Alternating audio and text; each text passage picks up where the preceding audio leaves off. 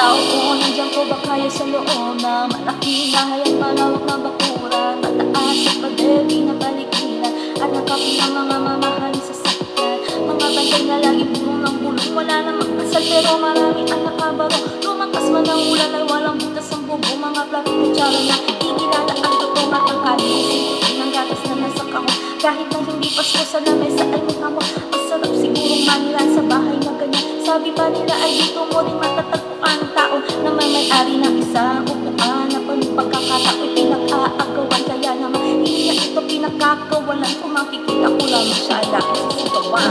Wala lang tao mo, subukan mo naman tumayo, at baka matanaw, at baka matanaw ninyo ang kulay na kalagayan ko.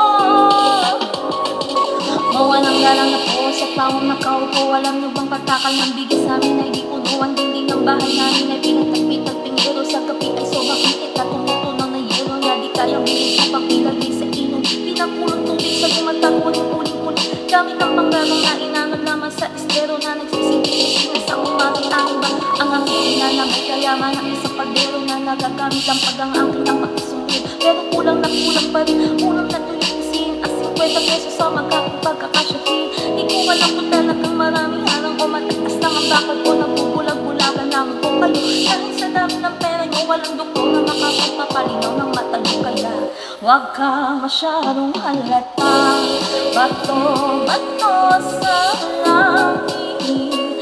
Ang matama ay huwag makaliit, bato-bato, bato sa langit.